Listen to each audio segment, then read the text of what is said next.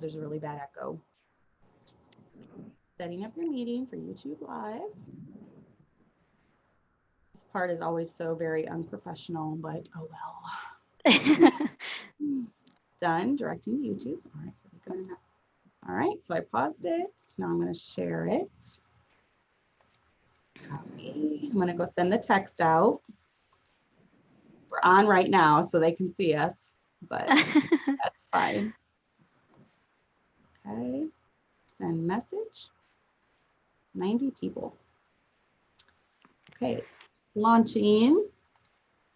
Okay, so let me get back over. I'm gonna have to get on my phone, I think, to see the chat. Okay, let me get my phone. Let me pull it up on my phone so I can see the chat. Hi, everyone that's watching. There's already 17 watching, so. Oh, wow, no pressure.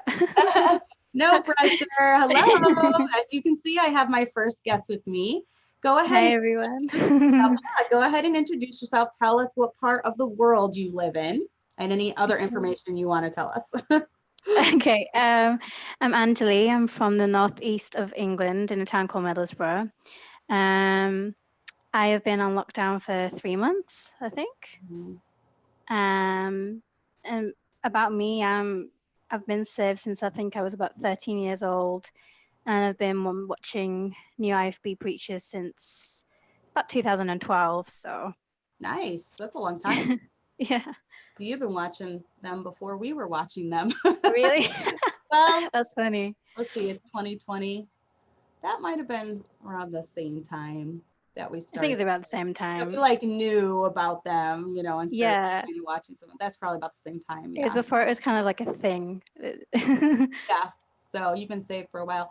Okay, so 3 months of lockdown. Now, I think I read a post of yours recently that said, and I wanted to throw this in there too. You also illustrate a lot of things. She was so kind, and she offered to do illustrations for my Church Mouse Piano Academy. She does a ton of great illustrations for Mrs. Anderson and her books. So you just finished the one of her school book. It was Read Yourself in Education. So it started off, we were just doing the cover design for that. And then now it's got inside illustrations as well in black and white. So that was really fun to work on because I've always wanted to do a homeschooling curriculum. So why not for Mrs. Anderson? Yes, very talented. Yeah. So I just saw a post that you had recently put that you haven't seen, is it your family, for a really long time? Yeah. I live with my auntie and my cousins, but aside from them, I've not seen any of my family since my birthday, which was March 8th. Because even though we weren't in an official lockdown till about the 27th of March, we were told to stay home unofficially. So a lot of people were shielding from even before then. So. Oh, wow. Okay. So even before the official lockdown, they told you need to be careful, you know, stay home and everything. Stay home, basically. Right. So how has it been in England? Have they been strongly enforcing it? You know, are there punishments for not staying home or punishments for violating it? I think we have pretty strict rules, but it hasn't been strictly enforced. There is a penalty there. There's a fine for up to £60,000 if you're caught out for any other reason than exercise. You're allowed 30 minutes of exercise a day, shopping for groceries, and if you're working an essential job. Outside of that, there's a fine, but to be honest, people have been pretty obedient with it. I think people are really scared. And it's kind of funny because around the same time that you guys are protesting in Illinois, people in England were calling for a lockdown extension. What? The prime minister was asking, well, he was talking about alleviating some of the rules a little bit, like opening the non-essential shops, and people were not having it. They were not happy about that. So see, and just this is why the Americans were just too rebellious for you guys. We broke off from you. Yeah, you guys are wild. It's wild and crazy for you guys. We're over here protesting. You're like, no, lock us down more. Lockdown extension, take my freedoms. That's funny. So how have you done personally with it? Have you been okay with it? Do you have mixed feelings? You don't really care? I mean, how has it affected you? Well, I'm an introvert, so I have no problem not talking to anyone. But it is kind of worrying that I'm quite a worrier, I think. And so I've been thinking, like, what's it's going to lead to? When are we allowed to leave the country? When are we allowed to do certain things? I think I've worried about it more than I probably should have. Mm-hmm. Um, in terms of my job and stuff, like I was furloughed. So that means I was getting 80% of my income, which Okay. is for not working. But um, yeah, I found it really hard not seeing my family, to be honest, because I've just moved back to my hometown after being away for 6 years. And I thought I was finally going to get to spend some time with them. And then lockdown hits and it Yes. goes, Oh, so you weren't able to. So you guys have furlough, which is yeah. basically like just kind of what they did here. So is your furlough then that's kind of like what unemployment is here, correct? So is it like the government paying your paycheck or your job or Yeah, it's the government paying for it. Some employers paid 100% of the income for the wow. first month, and they chose to do that. My employer was one of them. Mm-hmm. And then it decreased to the 80%, which is what the government was giving.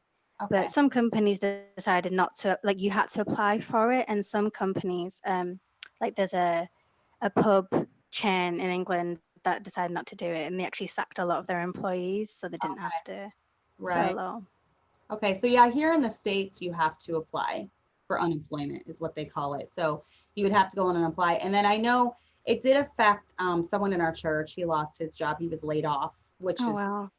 kind of I don't know. It's he doesn't think he's gonna have a problem getting another job when it picks back up. But it took him over a month though, I believe, to get his first unemployment check. So Yeah, I heard it was crazy, like trying to apply for it on yes, an individual basis. yes, it was kind of tough, and a lot of people had to wait a really long time. So now, did you guys do the whole thing where there were essential businesses and non-essential, and they shut a bunch down? Yeah, so it was very limited here. It was kind of just the grocery stores, the hospitals, like places like the dentist even were closed. It's not even all medical businesses were open, so that's kind of strange. Yeah. It's only as of today that the non-essential shops have started to open. Okay. So So that's yeah, exciting. Do you guys? What about the mandatory masks? Are they forcing you to wear masks there? I have to wear a mask for work. Um, and when we returned to work, because I had to return on the Friday to clean the store, we had a government enforced checklist of the things that we had to do. Mm, And I had to clean every piece of jewelry before we opened. So it's quite wow. rigorous. Yeah. Yeah. So someone asked, a lot of businesses have permanently closed here due to the virus. Are you seeing the same thing in England? Do you see a lot of shops and businesses closing down permanently because of it? Yeah.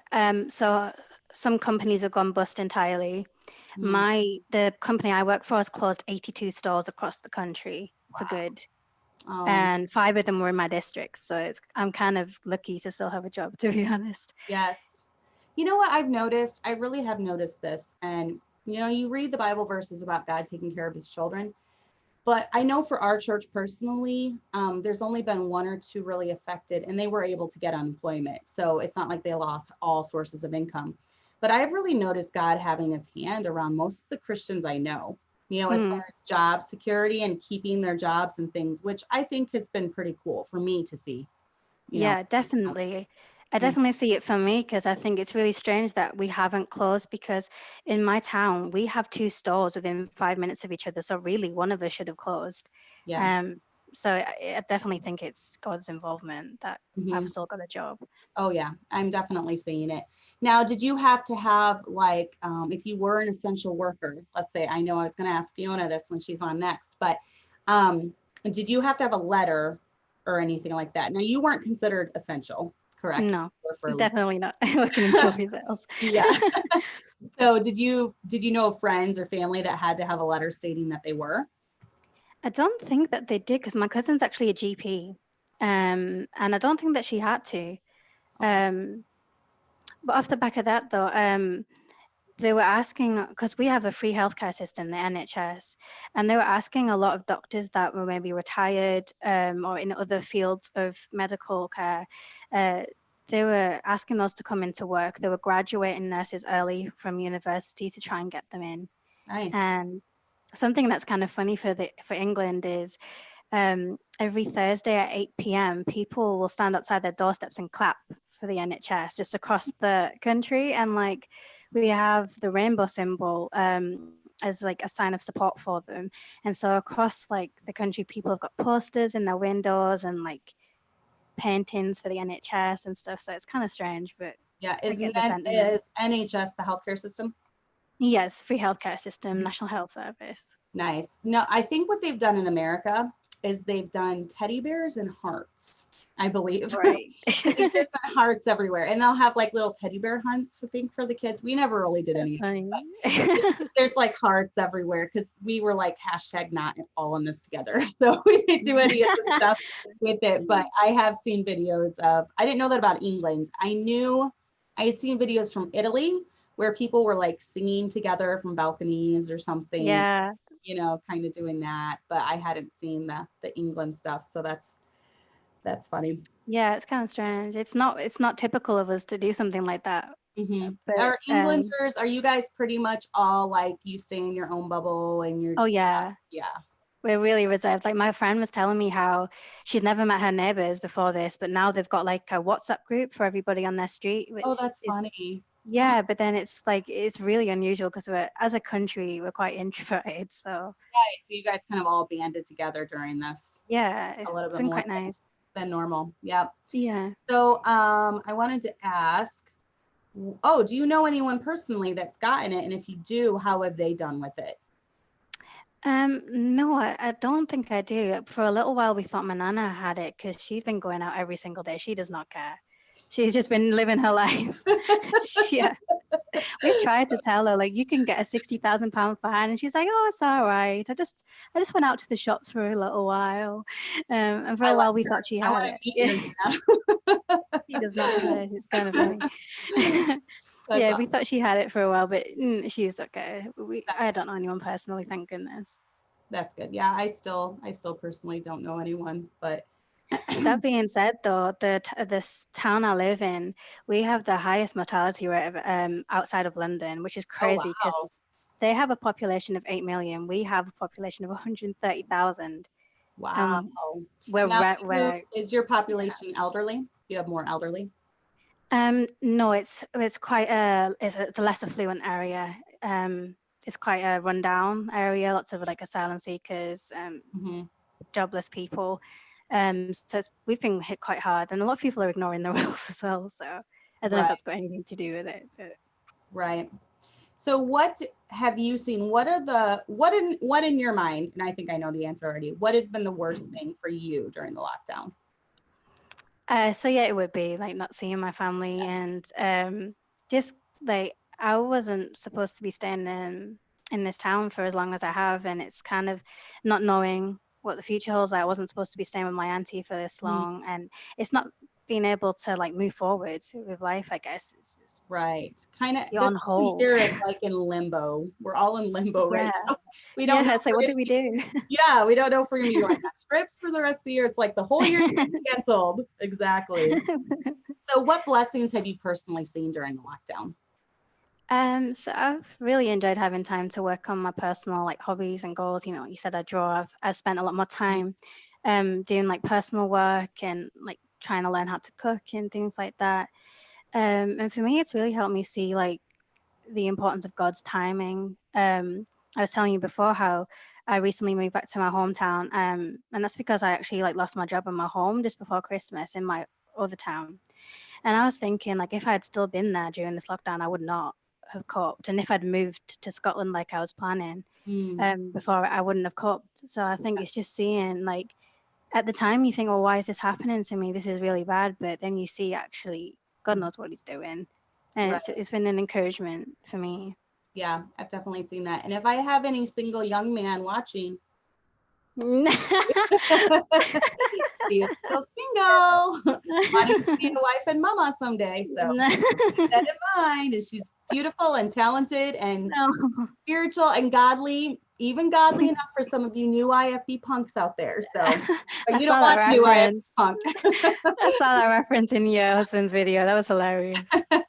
Yeah, you don't want a new IFB punk, though. You're too good for them. But yeah, there's a good NIFB guy out there somewhere. So just remember that. So, what is your best advice for coping, getting through something like this? um, Well, I'm being a hypocrite here, but it's trying to not let yourself worry about all of the what if this happens and what if that happens. I think if you've not really been affected by it from like a health point of view, just try and use the time to work on yourself. I know that for me, like having a schedule and working towards bigger goals has helped me to stay on track, and having a little bit of outside time has helped as well. I feel like if I'm inside for days on end, I go a bit crazy. So Yes, definitely. And then what is something you wish you would have known at the beginning of this? When we were just I mean, this year has been insane. And I never knew at the beginning of this, it was supposed to be like 14 days to flatten the curve in the US. We were told 14 days to flatten the curve. Little did we know, now we're still only in phase 3 in Illinois. So we're going on, like you said, month 3. I've lost track. I don't even keep track anymore. I don't know what I know. I don't even know what day it is. So, month 3 or whatever, the lockdown. So what is something that you could tell Angeli at the beginning of lockdown?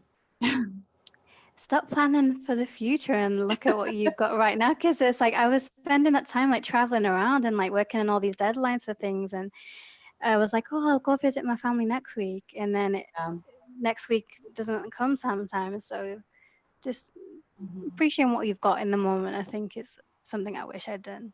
Yes, I agree with that. That is something for me. I don't know. What would I have told myself? Maybe just not to worry and stress and panic, because there's I don't know. Once we finally got to the riots here in the United States, once we got to that point, I'm like, I give up. This is completely out of my control. I'm done fighting it, because I'm just going to roll with punches, and whatever comes, comes. Now, you don't have has the George Floyd stuff carried over to England? It hasn't, has it? Yeah, it has. Yes? It has. Yeah. There was so not far from me there was a Black Lives Matter demonstration. And then there was a far right demonstration protesting the Black Lives Matter movement. So it has affected us, but I don't think we've had as much of the looting and stuff Okay. like that. It's been more peaceful protest, I think. That's We're great. passive aggressive. We're not aggressive. So. Yes, us Americans, we're aggressive. That's hilarious. No, that's crazy. I can't believe something that happened, one incident that happened over here in the US, has the power to just travel the world, I think it's just the media, because I think honestly there was people last week that were racist that are now suddenly activists. So it's just it's silly. whatever the media tells you. Yes, and I feel like, I don't know, do you see this in England? Do you feel like tensions are very high among people right now? Yeah, I would say so. I think people are not being very nice to each other, I would say. It's more of the older generation, though. I think the younger people are trying, and older people just don't care. Yes. Well, I kind of The customers I've had today. Yeah, well. Yes. I kind of see that over here too. It is a generational thing for sure. I do feel like the millennial generation, they try to be a little bit more pleasant to each other, and just nicer, friendlier. Whereas the boomer generation, they don't care. They're just full in China shop, but at least they're honest, I guess. Yeah, definitely. So, let me see. I think I got all of we covered your job. You said you went out. Yeah. So you're back to working now. Do you Yeah. find that a lot of things changed as far as like guidelines and things once you went back to work? At the moment, we're not allowing customers in to browse at all. So it's only people that know what they want, and 2 customers in at a time. I have to wear a mask, Yep. gloves. Things have changed.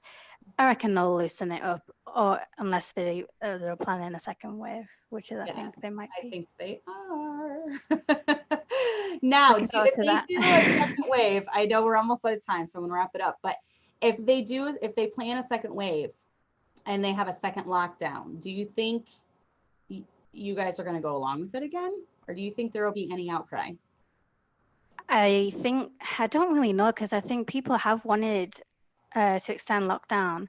That's right. But then one of the key politicians that was enforcing that lockdown has broke it repeatedly. He's been traveling up and down the country, and that's really annoyed people. So I don't know if people will come out against that kind of thing.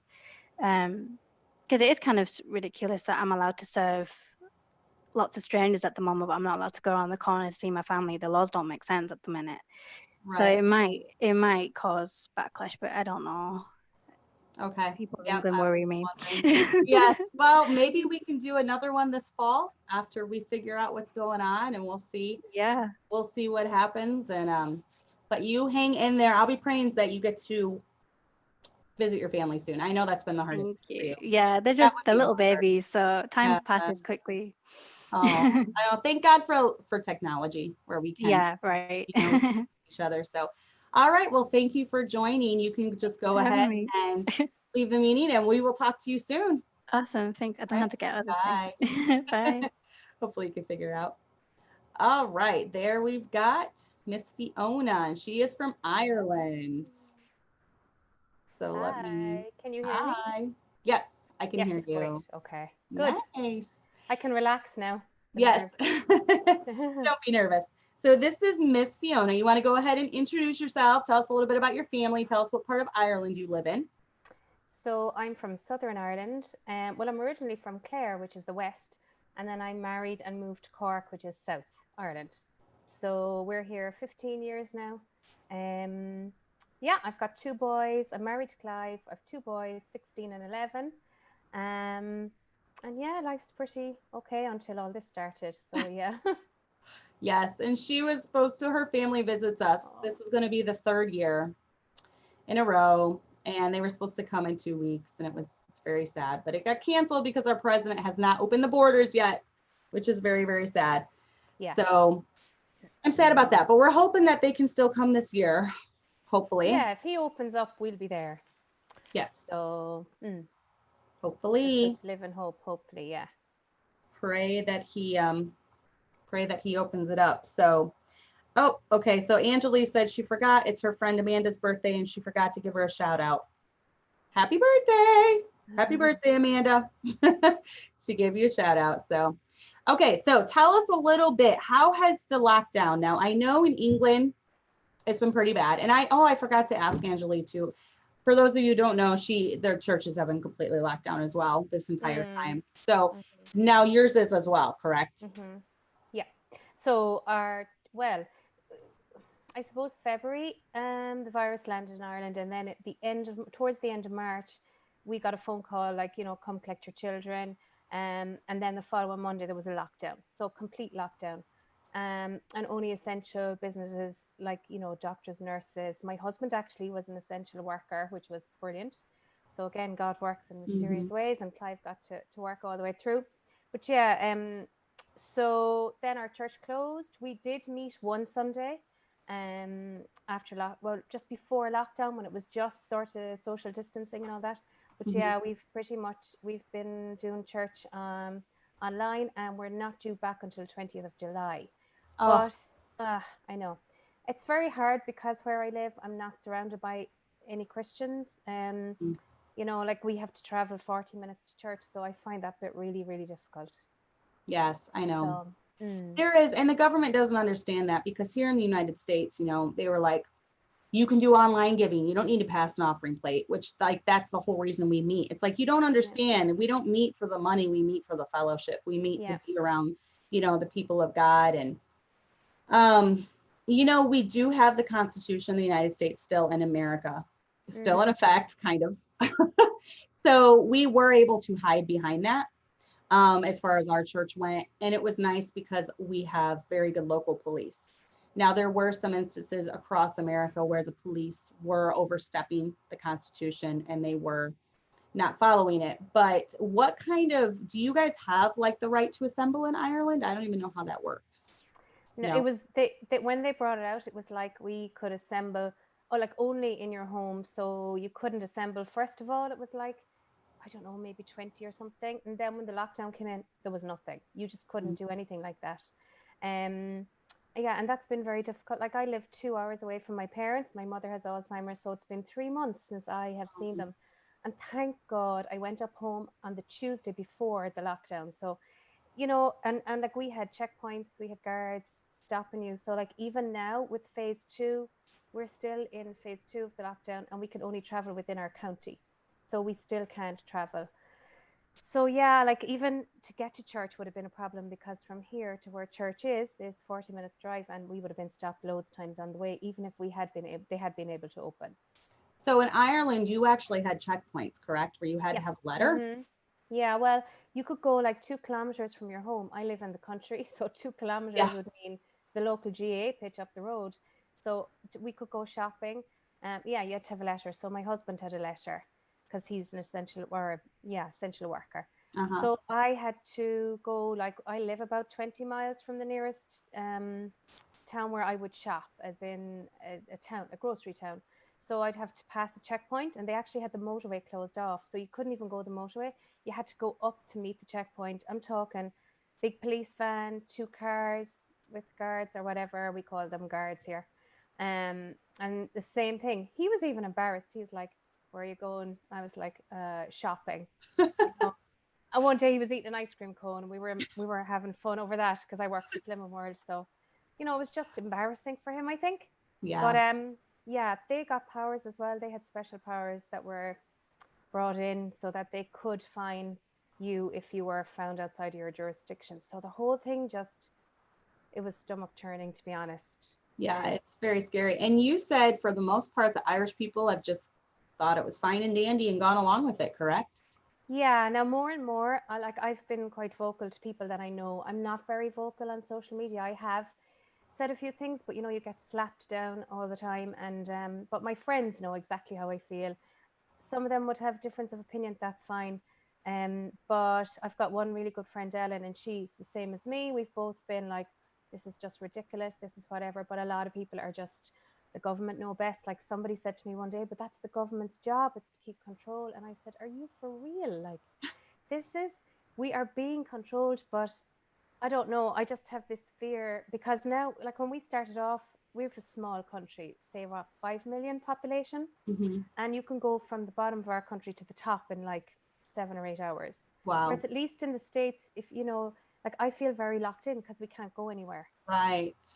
We can't fly anywhere. Well, they haven't closed the airports, but the flights are restricted. And a lot of countries haven't opened up. But anyway, we've had about 25,000 cases in Ireland. Mm-hmm. There's 400 cases still active. And there's been about 1,700 deaths. And still people are calling it a pandemic. Mm-hmm. And it's, I don't know. So yeah, you're right. The Irish just sort of went, yeah, okay. There was a few protests, but not many. But we're like that anyway. We sort of do what we're told. I'm finding that Americans are the most spirited. I think because you have such I was talking about this with my husband a few weeks ago. I don't know, is it the Christian beliefs or something? And there's an awful lot of there's freedom of speech over there. Yes. I'm not saying that we're restricted, but just we've never had to worry about anything like that before. Right. Like when Ireland broke away from England, and Mm-hmm. that back in the 1916, and it's like we've never had to worry. I've never ever in my country felt controlled before, and this has been very scary. And that's the worst part for me, is that feeling of you were told you cannot go within 2 kilometers of your Right. home. Yeah, and that's Yeah, been the worst. that's my hardest thing. I'm the type A personality that likes to be in control of every situation. Mm-hmm. And this was completely out of my control. And I felt I didn't like having that control taken from me, when it's something that I don't even believe in. And now, do you know anyone personally that's gotten the virus? In Cork, no, but my cousin got it. But she was sick for like 4 days. She reckons she got it from her daughter, who came back from Italy on a school tour. Mm-hmm. Her daughter was asymptomatic, so didn't have any symptoms, and my cousin got it. She said it was like horrible flu. Okay. But that's all I know. I don't know anybody else that had it. So she didn't have any repercussions from it? No. That's good. Mm-hmm. Yep. And the reason that they gave us in Ireland was because it was our hospitals wouldn't be able to cope. So we're the HSE, like you're the health. What's your health service called over there again? Our health service, I don't know. Anyway, in England it's the NHS, in Ireland it's the Yes. HSE. So we were told, first of all, it was to flatten the curve so that our hospitals would be ready and able for all the people that came in. And then suddenly we're like 6 weeks 8 weeks, 10 weeks, and now we're 12 weeks. And there's Mm. 402 active cases. I looked it up before I came on, and we're still here. And it's really weird when you go out, because I went out Saturday, to meet my friend for coffee, but you can't sit in a restaurant, so you have to take your takeout coffee and sit outside. And it was beautiful before the thunderstorm. Anyway, we had a few minutes, but people are just very strange. Yeah. And there's queues everywhere. There's no public toilets. You can't use it's horrible. Yes. Horrible. CDC, that's it. I'm like, what is that? I'm sitting here at the Center of Disease and Control. Yeah, that's it. Yeah. The CDC. You know who's been the face of this though has been Fauci for us. You know, that Fauci guy. We've been following America quite closely, Mhm. not just because we were going on holidays, but because we have a lot of friends there. He has been. Yeah. And then for us, I suppose it's, we're ruled by Europe, whether we like to admit it or not. So, and the WHO and all that. So I'm just afraid of where it's going. And I think that's what frightens me, is that people don't realize that. Like, even the money, you weren't allowed to use cash. You had to use your card, because you couldn't use cash. And I was like, I'm sorry, I'm not using my card. I like to use cash. And, Mhm. I barely use my card. I use my card for groceries. But we've saved a lot of money as well, I think, because Mhm. we haven't been able to go anywhere. As Right. in, like, I put diesel in my car every single week, and I have put diesel in my car 3 times in 12 weeks. Wow. Because Yeah. you're not going anywhere. And I don't know about over there, but over here, gas like hit an all-time low at the beginning of this. Mhm. Same with you. So yeah. I found that strange, but Yeah. yeah, like it's I mean, there's been upside to it, I suppose, and then I'm at home all the time with the kids, and we've loved all that, and it's made me realize what's important, and like, I suppose it's but at the same time, it's I'm not somebody who worries, and we've spoken about this before. My Mhm. husband's like you. He likes to Yes. know everything that's going on and every Yep. detail, whereas I'm much more laid back. I'm in denial. I'm like, no, That's it's my going to be husband. fine. That's what we've often said. You and my husband are kind of like the laid back ones, and Clive and I are like the let's go to war. I gotta know what I Yeah. need to know. Yeah. Yeah. Mm-hmm.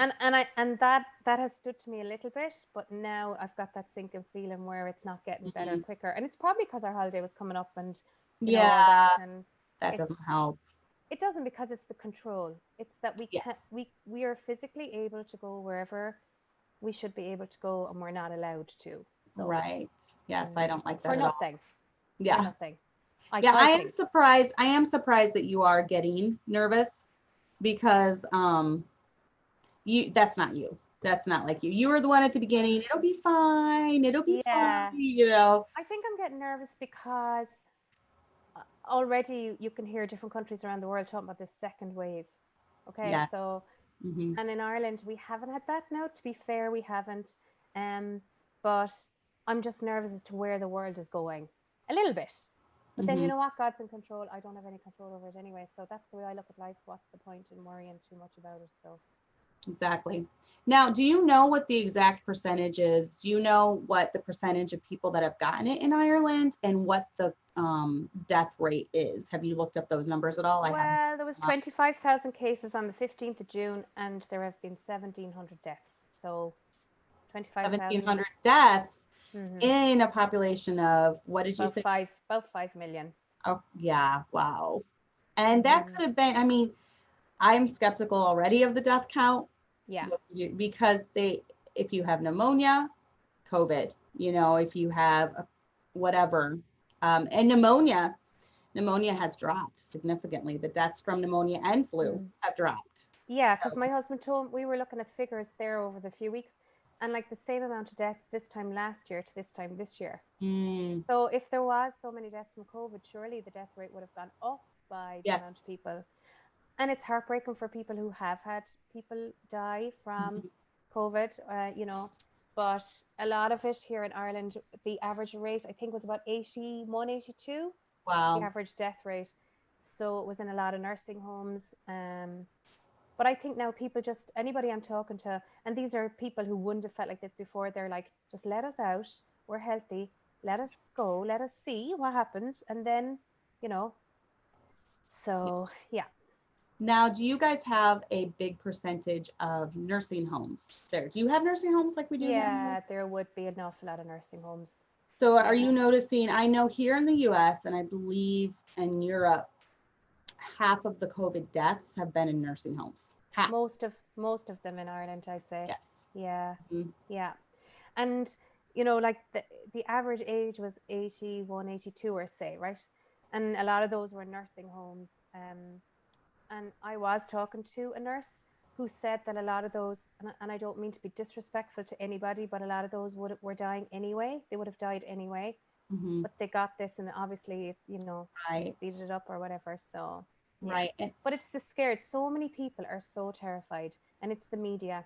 oh Like yeah. we still have the chief medical officer at 9 o'clock news every night on the national um, television, RTE, comes on every night and says how many people got COVID today and how many people have died, if any. And it's Mhm. on the radio, it's constantly been Yep. spoken about, it's drilled into everybody. I've Yep. just switched off from all of that. Yes. So my husband listens to a really good doctor. I cannot think of his name. Dr. Yes. Kaufman? Kaufman? Yes, I think that's Yes. it. Hmm. So I prefer to tune into that news.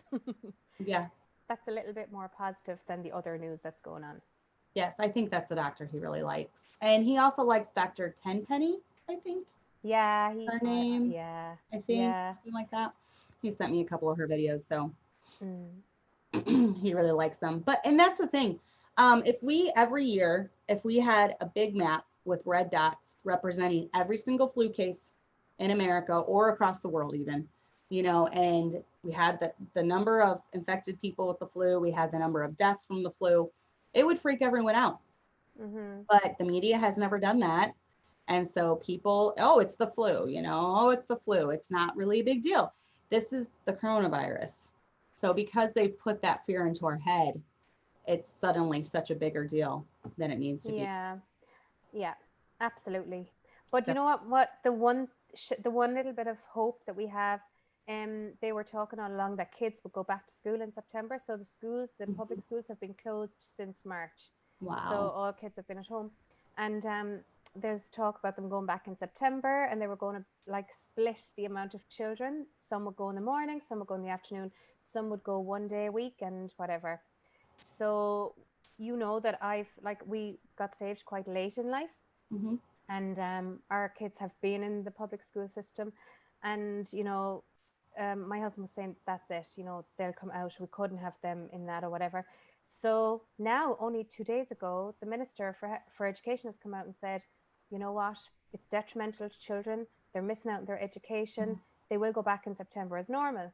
And I'm like, but if there was a pandemic, you wouldn't do that. It wouldn't matter what education. So they're starting to backpedal a little bit, and still people don't see it. They're Yeah. like, you know, and now the teachers are up in arms because they're saying that, you know, they need to be looked after. And oh, it's just a mess. So Yes. who knows? It is a mess. How have your kids coped with it? Was it very, very difficult for them not being around their friends or? Well, we live in the country, but we have like 14 houses around us. Mhm. So we're all sort of on our own plot of land, but we live quite close. So Oisin has been fine. You know, when parents about 2 or 3 weeks into the lockdown had enough, I think the Mhm. kids were allowed out to play. So Yes. he's been fine. It's been tougher on Niall because he's 16. He doesn't really go out. He wouldn't go out if you get me, but you know, Right. he'd go and see his friend maybe once or twice in the month. But yeah, he hasn't been anywhere. So it's been tough on him. So yeah, he's been on the PS4 more than he should, talking to his friends rather than playing games. Yes. But it's the only way that we have, because normally we're very strict on that. But anyway, look, he's coping quite well considering, and we've had lots of outside jobs done, painting, fences, the garden looks beautiful, the Mhm. windows are clean, things like that. So what is that's probably been one of the biggest blessings for you, correct? Just all the things getting done around the house. What's been the hardest thing for you? Not seeing my parents for 3 Yes. months. That seems to be the consensus with most Yeah. people is the family. Mhm. Yeah, like my dad's great, you know, he knows, he gets it. Okay, my mom is just terrified, and she has Alzheimer's, and every day I miss with her is like, you know, and she gets worse and worse. So I make sure I make my call every day. Her main focus is Clive and his work and God is good and all of that. And she's But it's been very difficult. And I was only talking to a friend yesterday, and she said, "Oh, I don't care if I'm stuck in for whatever." And I said, "I love being at home. I love being inside these four walls. It doesn't bother me. But then I don't have family or friends in Cork, so that bothers me. That I have been stopped seeing my parents for 3 months. That really bothers me." Right. So yeah. That would bother me. Now we have really abided by that. So, So have I. yeah, You have or you no, haven't? I haven't. As in you haven't you haven't as in how? We haven't abided as far as not seeing family. So I've been Oh able to yeah. see my mom and my stepdad, and I've been able to see, you know, we've seen my in-laws and my extended family. So I do feel for the ones that would be tough if you were going on 3 months of that. So Yeah, that would so be God really is hopefully by the end of my dad told me by the end of June they'll be able to travel. He can drive to see us. So, but yeah, my brother and his kids, and birthdays and all the things that you take for granted the rest of the year, and now it's like because you can't be there, it's just not nice. Yeah, that is tough. All right. Well, thank you very much for joining me. I'm glad And I got you. to chat with you. So we have our next guest on. We have a nurse next named Sarah. So we will be Thanks. chatting soon. I'll probably talk to you tomorrow on Zoom. So Yeah. Thank you. Bye. Bye bye. bye everyone. All right. So there we go. Hello. Hello, can you hear me okay? But yes, I can. All right, excellent. You were the one person I didn't connect with because you said you were used to it. And Yeah. okay, so I have never met my next guest, just through email, and she watches the show sometimes. So, but this is Sarah Wallace. Is that how you say your name? Yes. Last name. Okay, and can you introduce yourself and tell us a little bit about what you do? Sure. So I am a registered nurse. I have a bachelor's degree in nursing, and I've been a nurse for about 8 years. 5 of that I spent in behavioral health. I was in an inpatient psychiatric facility where I predominantly worked with children and adolescents. And then from that point, I kind of got burned out and went to home health care, and then eventually transitioned into hospice. So presently I'm doing hospice home care. So I go to people's homes or to nursing homes that don't specialize in hospice and work with patients as they transition and go through the dying process. Okay. Wow, that takes a strong person to do that. I don't like death or anything to do with death. Having experienced, close people to me dying, I don't like watching movies about death. I don't like reading books about death. I know it's something we all go through, but it brings up a lot of memories. So yeah, you have to be line. Yeah, and I don't do a lot. I think it would be harder if I did a lot of younger patients, but most of our patients, I mean, the families are aware that this is happening. They've already exhausted all resources as far as medical treatment. So it's just a lot of times they just want to know what to expect. And that is a lot of what I do, is just to get them prepared for the final days and not to be alarmed at some of the symptoms that they're going to be seeing. And they often want to know a timeline, which is the trickiest to explain, that we don't ever really know what the timeline is. Right, exactly. So have you dealt personally with people through this pandemic? Have you dealt personally with people having COVID? Yes. We try to limit our interaction just because we have a lot of other clients that don't have it, and we don't have the staff. We're pretty small facility that I work for. So we don't have the staff to say, okay, you only deal with COVID people and nobody else, which would probably be the safest. So once we hear that people are testing positive, we usually restrict all visitation with them at that point until they get a negative testing. So I have interacted with people that, one day I see them and then 2 days later they're testing positive for COVID, and then we stop seeing them. I think we've had, among our census, we usually have around 35 people that we see, and I think we've had maybe 5 that have had COVID. Now at the facilities, they're all at nursing homes. We've not had a single patient in a home that's tested positive. And at the facilities, a lot of them immediately went on lockdown come beginning of April, where they said to us, we don't want you in here at all. So we did all our visits via Zoom or the phone. Right. And even those facilities are getting positive cases. There's one in particular, they have 35 active Wow. COVID patients right now.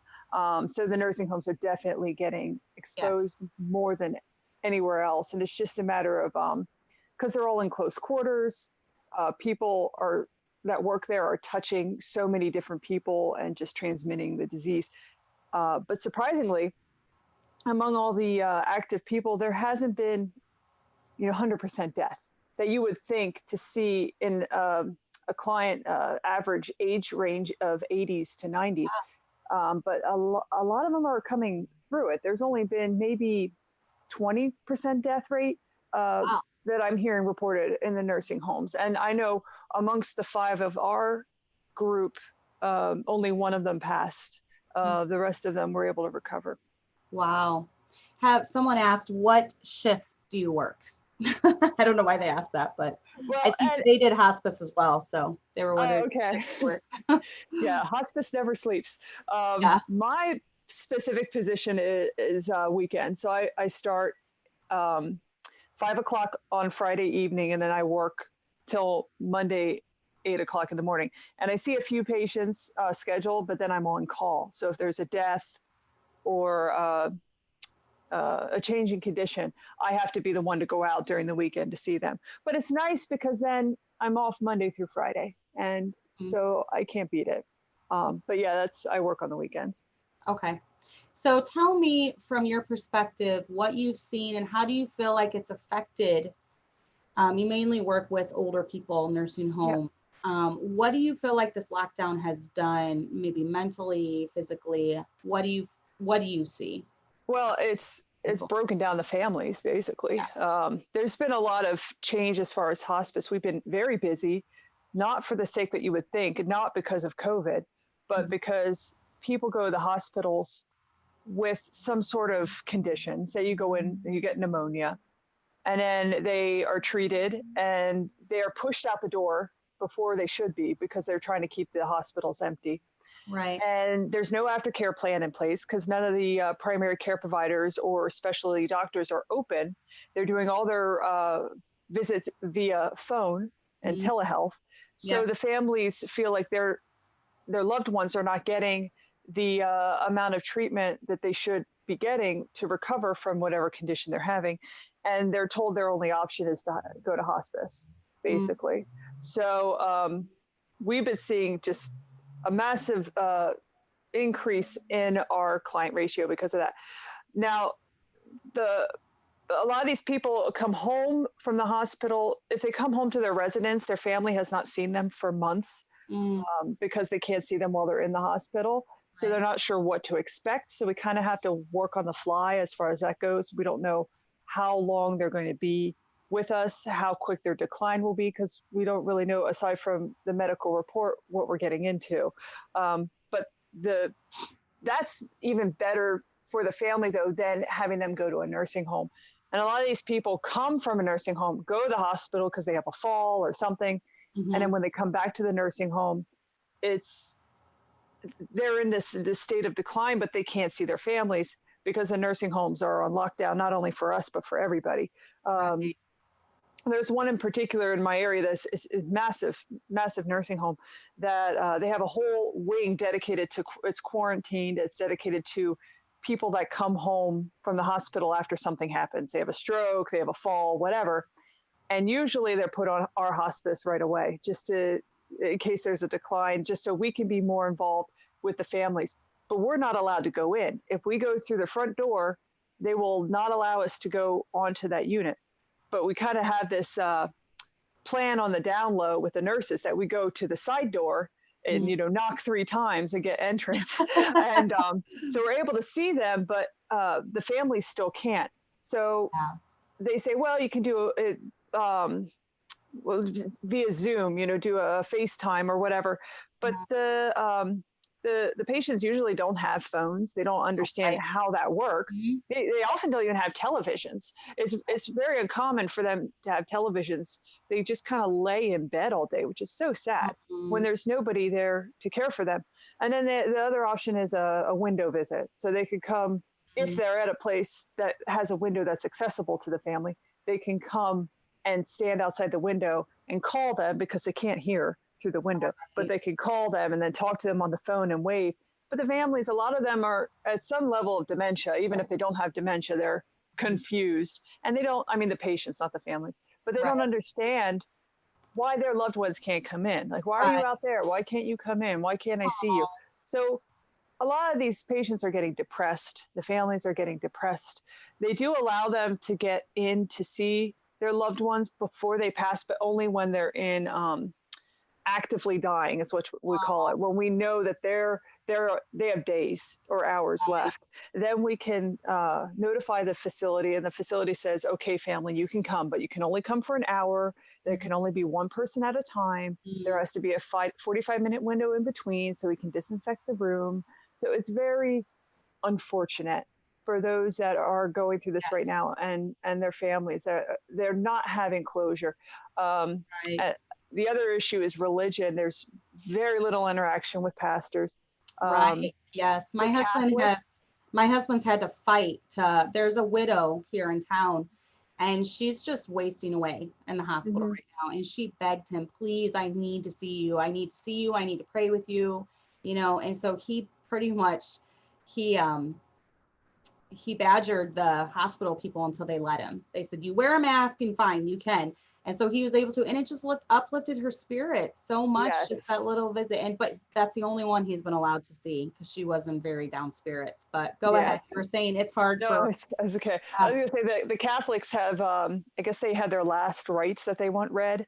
Yeah. And that has been a challenge too, getting those done. And I've had about a 10% success rate to get a priest in to have last rites read for these patients before they pass. A lot of them don't, and it's just devastating for the families. It is.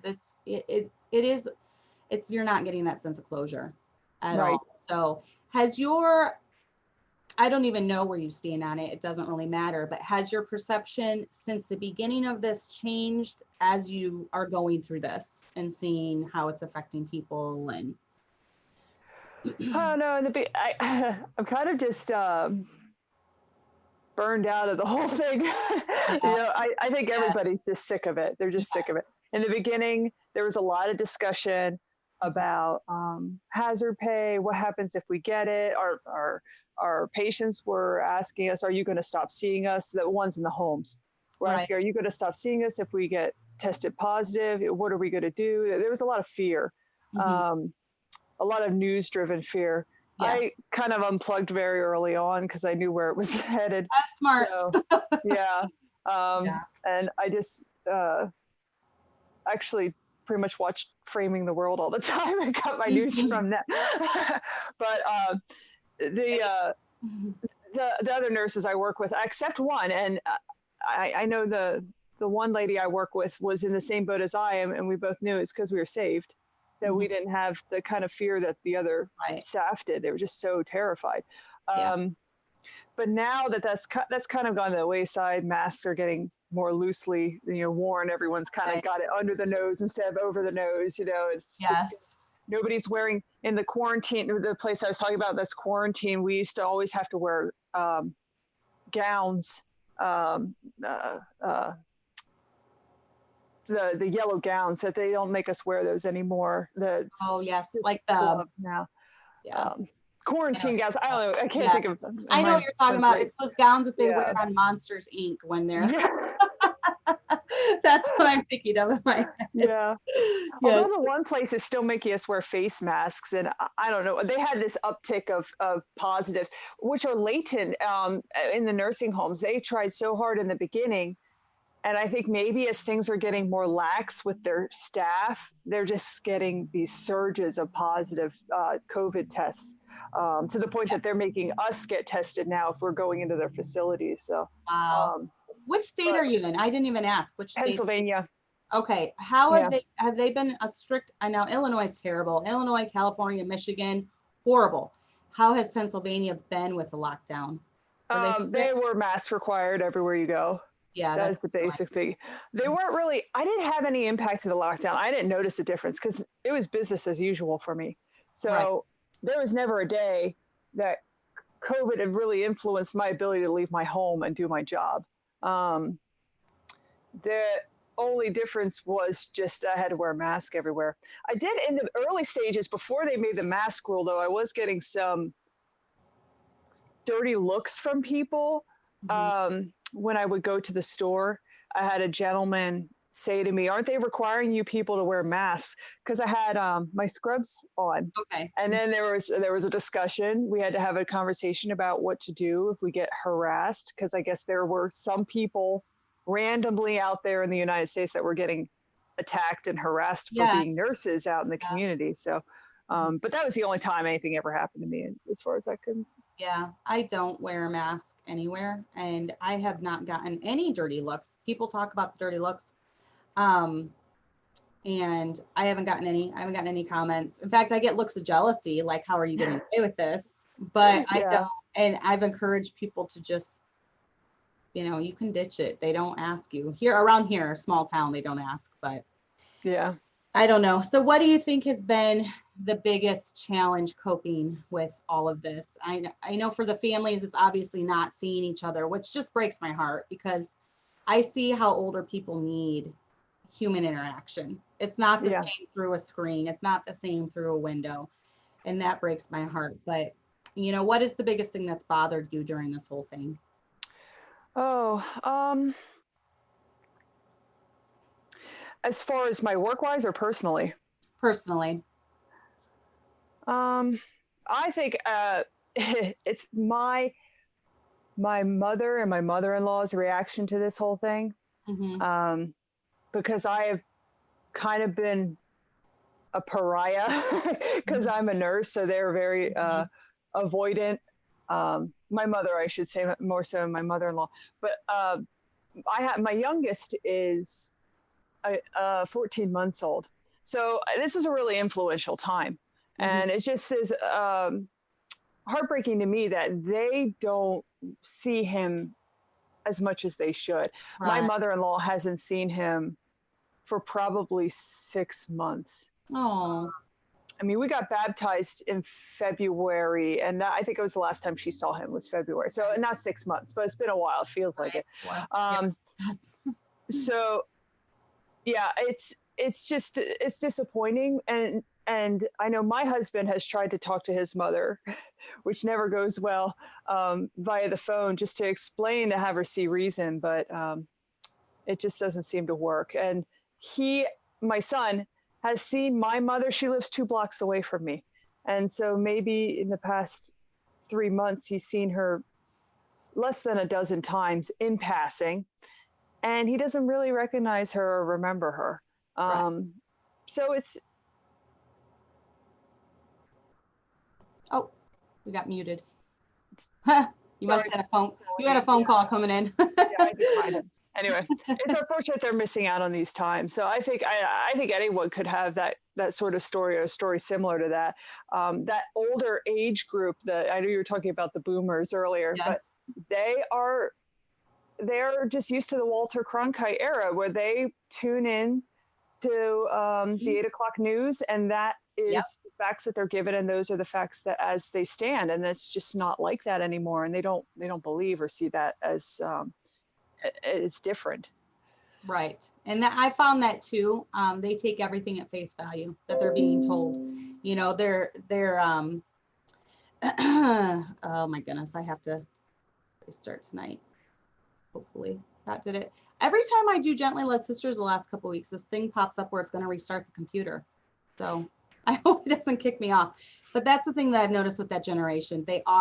They're just buying into all of it. They're doing what they're told, they're donning their masks, they're, staying home for the most part. So yeah, my stepfather said to me the last time we went to, was that Memorial Day or Labor Day? I always get them confused, but the last holiday we went to a quick little lunch with them, and he said to me, "Well, I tell you to stay safe, but you don't care about stuff like that." So, yeah, I guess not.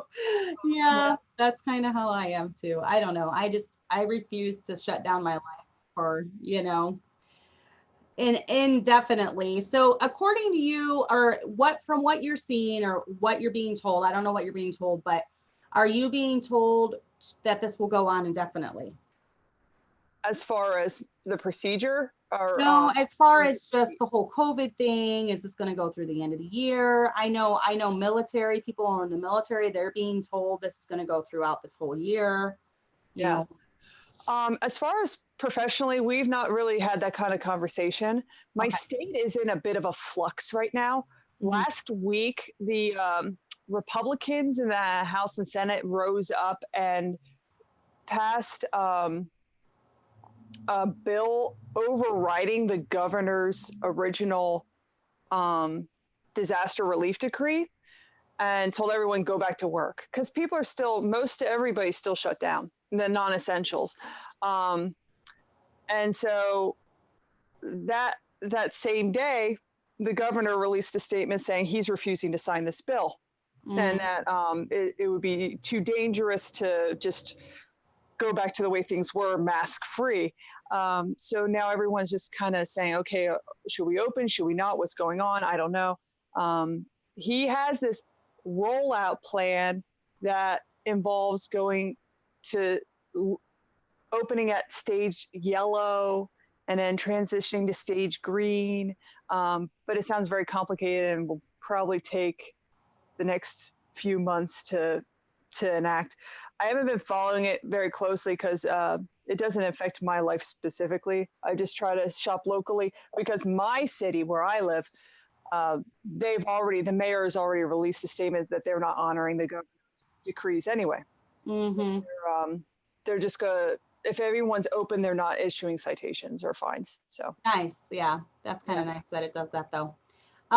Yes, I would love to have you on again some other time. I know people are really interested in what you are saying. Yes, she is from Virginia or Pennsylvania. I'm sorry. Pennsylvania, yeah. I'm like reading. Yeah, just send me an email anytime you'd like to have me on. That's fine. I'd like to pick your brain some more, and then kind of get your side from the medical profession, from that field, definitely. And my heart has been really burdened for nursing home patients during this. And considering that half of the deaths, as I was telling Fiona, half of the deaths here in the U.S., as far as Europe too, I believe, are from nursing homes. Yes. So they are the ones being the most hit. And it's just ironic to me because they were the first ones to lock down. They were the first ones to go into full lockdown. They tried all these measures. They went some of them more extreme than others, and it just doesn't seem to help. No matter what they check everyone's temperatures. You come in the door, you screen everything. It doesn't seem to help. So. Yeah, and that's why my personal belief is you can't stop viruses. We're gonna have to eventually just build herd immunity. It's gonna have to spread, and that's why I think we're just prolonging the inevitable. The longer that we push this out, that's just but just because of the nursing home aspect, because they are some of the most protected, yet they are the ones getting hit the worst. Yes, absolutely. So it's really sad, but yes, I will definitely, have you on again and pick your brain some more. So thank you for coming. Yeah, it was nice talking with you. All right. Nice meeting you. We'll talk to you later. All right. So next we have Amanda Gander on here. Hello. Hello. How are you? I'm good. I'm glad that it worked. I was so scared. I was just staring at it. So we have her in her jean jumper. That's right. I wore it just for you. That looks like a cute jean jumper though. Thank you.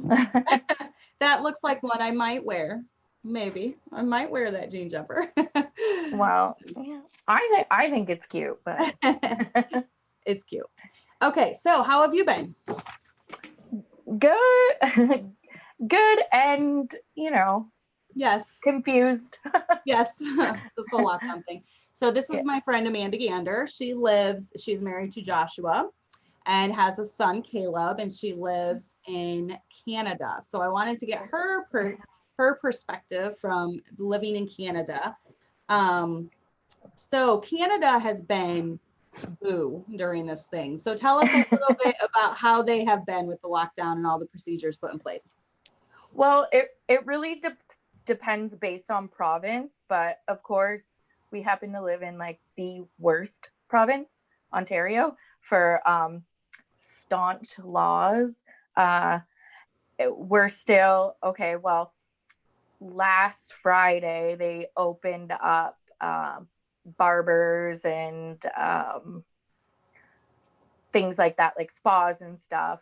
Before that, essential things like Walmart and grocery stores, and of course liquor stores and all those other things stayed open. But churches have the most restriction right now currently.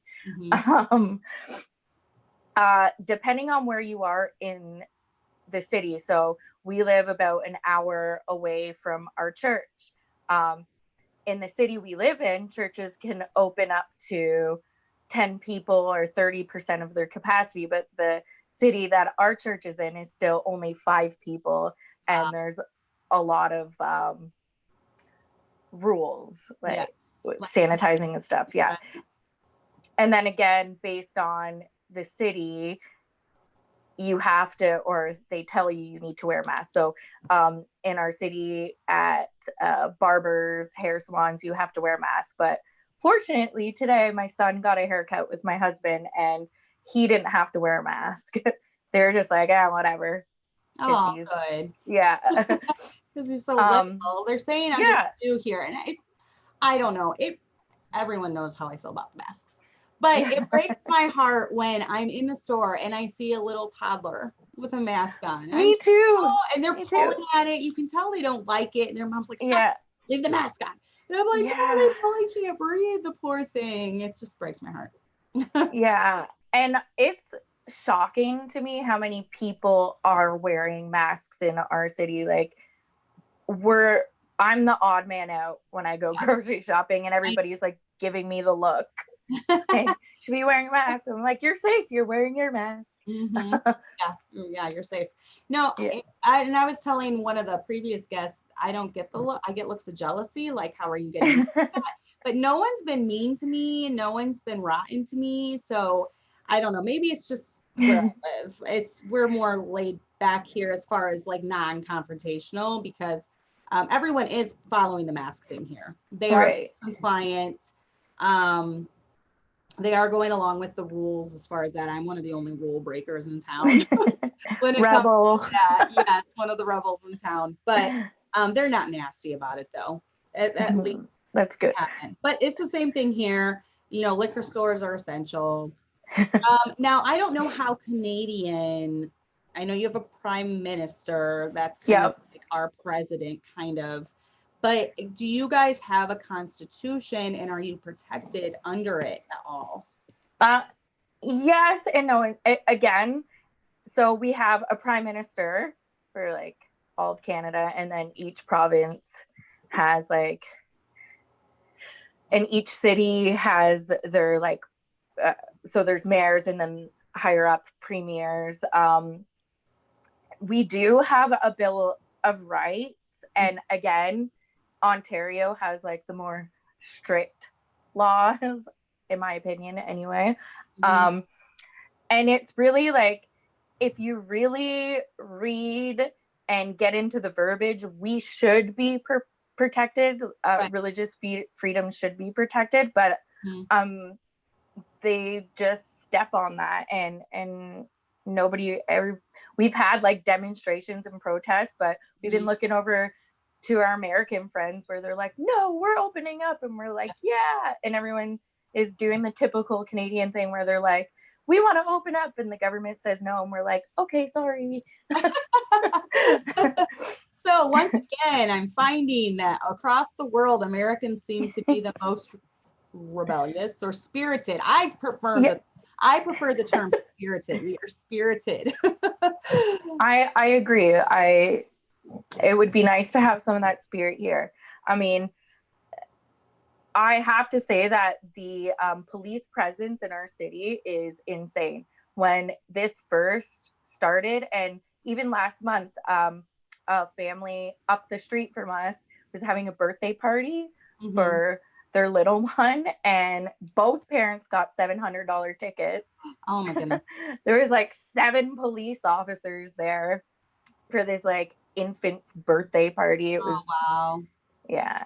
And And then people are getting fined, like even if they were out playing basketball. yeah, so two young men, they were roommates, they were playing basketball, and they got fined, and the police were not nice about it. Vulgarities, and basically threatened them, if you don't leave immediately, you'll be getting $10,000 fines and going to jail. Wow. It was pretty intense. Yeah. And then of course they just drove around, and you felt nervous. It feel like, am I doing something wrong? Because they just drive by slow. Yeah. So now, have you known of any churches being targeted? I know I saw some news articles about they were getting hit for drive-in services. yes. So there's a town about an hour and a half, I think. My husband's watching, and I usually fall asleep in the car, so I think drives are shorter than they are. But yeah, he's a Mennonite preacher, and he went to drive-in services. He's blessed enough to have a parking lot big enough to do that. And the police said they were going to set up roadblocks. He didn't, threatened with fines, basically would stand there and record the services. And he just kept on going, and eventually they left him alone. So nice. Yeah. But other than that, I mean, people are not fighting. They're not trying to meet. As far right. As for church. There's a lot of like letter, right? It's very Canadian, the politeness, like, please, can you let us open? And then at least let us open up 30%, and then we'll do this. And instead of saying, no, we're having church service. And right. Everybody's thinking that, you can tell, but they need somebody to lead the charge, right? Right. Right. And, I do believe because of the pushback in America, our president did stand up and say church is essential. And since then, I've heard of no churches except for Chicago before the riots started. I don't think she's done it recently because of the riots, but she was targeting a church in Chicago. The mayor was. Even after the president said they were essential, she said, we're going to shut you down forever if you don't abide by these rules. So that was the only case I heard of course, Illinois and Chicago mayor. But pretty much everyone around here, when the president got up, and we were about the only one. I think there was 1 or 2 other churches that were still meeting in this town. And we were the only, so maybe us and 2 other ones. But once the president got up and said churches are essential, the next Sunday, almost everyone was open, which was really great, because we saw the signs, church this Sunday, God bless the USA. And I'm thinking, well, God's not blessing us right now, but that's a good thing though that happened. It's a good thing that the president stood up and said that. So your prime minister, I've watched a couple videos of him. Oh, embarrassing. He does not reflect us. He's a little wishy-washy. He's a little, yeah. I watched the one video you sent me, the funny musical video. Yeah. I mean, my husband and I tried, and we have a good church, and they've been at the protests, right? Mm-hmm. Which, police have been, there hasn't been any violence. There has been, since the riots and stuff, some Black Lives Matter protests and stuff. I think in Montreal there's been some violent things, but not really here. None of the COVID or open back up protests have been violent. Police have been pretty respectful, but we called almost 75 Baptist churches in Ontario, and none of them, they're like, no, we'll just wait. Mm-hmm. We'll just write a letter. And that's very Canadian. Yeah.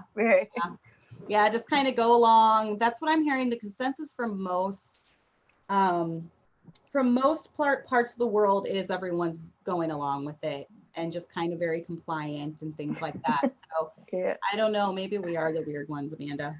I know. I said, like, the rebellious teenager in me was like ready to rip down signs and stuff, and everybody just went back inside. I'm like, oh, that's what we're doing. Okay. Again. Oh, bummer. Yeah. So what do you feel like the hardest thing about this has been? I think I know, but go ahead. What do you think the hardest thing is? There's a few things. I would be lying if I said I wasn't disappointed in Ontario's Baptist pastors that didn't want to really get behind, because I know that their church congregation wanted to open back up. So that was a little bit disappointing, but typical again for our polite Canadian behavior. But for me, because I do have an only child, he really started noticing, where are all my friends? There's nobody at the park. And then of course his birthday is next week, and no one in the family wants to come because they have to abide by the numbers thing. And that hurts too, right? Because now I'm gonna have to explain it to him, right? And from a 3-year-old's perspective, we tried to age appropriately explain it and say, well, people are afraid. And he said, well, they don't have to be afraid. Don't they know about Jesus out of the mouth of babes, right? And I'm like, yeah, you're right, but not everybody knows. So yeah. So that's been Do hard, you personally know anyone that's gotten it? I wouldn't say 100%. I feel like my family got it after we came back from the missions conference, because we had all the symptoms and stuff and we were traveling. But no, and I know people that work in virology department in hospitals and have heard some numbers too. So no, personally, I've not. Do you know the percentages of deaths, the percentage of people getting it in Canada, the percentage of deaths among that? I know it's about 96% recovery rate here in the US. I think. I'm not positive. I haven't looked it up lately. I don't know the percentages, but I know I wrote down the number so it's been here for 4 months and 3 weeks. There's been 32,000 cases. Okay. About 2,500 deaths. And that's in Ontario, sorry, just our province. And there's 14.5 million people here. So that's so 14.5. So yours is a little bit higher than Ireland. Ireland, I can't remember how many million she said. I thought she said 5 million. Did she say 5 million? Oh, so it's not. I was thinking 50. No, 5. Maybe she said 5. I can't remember. I know. But yeah, I know it was pretty low, and that's pretty low if you look overall. And then one thing I've been doing as well is I've been keeping track of or looking at the death rate now, the death rate for the last 4 months in 2020 versus the death rate in 2019. And that's very telling as well, because you'll find, like I was saying before, that the numbers of deaths from pneumonia, deaths from flu have dropped dramatically. Right. And that has, I didn't write down the numbers, so I won't say, but I know I've looked at it, and those have even heart disease, actually. Yes. Like lots of them. That's all dropped. You were right, 5 million. So yes, they have 5 million, but I think she said about 1,700 deaths or 1,500 deaths, something like that. And so you have 13 million, you said? So 14.5 million. Yeah, my numbers. Okay, so 14 million, but how many deaths in that 14 million? 2,500 about. Wow. Yes, and you locked down the entire country for that. Yeah, and we're still, well, I mean, we've started to open up. When I say we're still locked down, I consider the churches. I'm like, we're still locked down.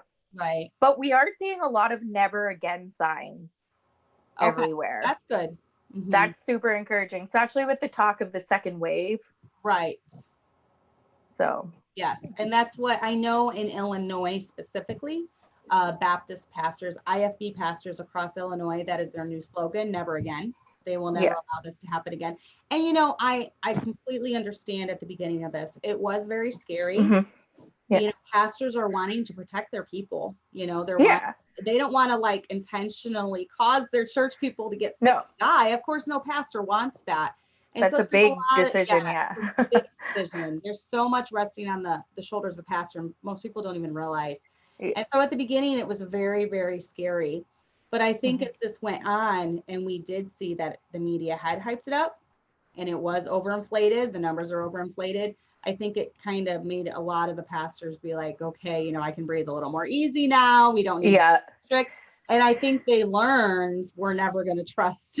We're never going to trust, you know, the CDC Yeah. again. We're never going to trust Fauci again. I know for my husband, at least, he's been that way, you know, because he had a lot of fears at the beginning. It's very scary when you don't know.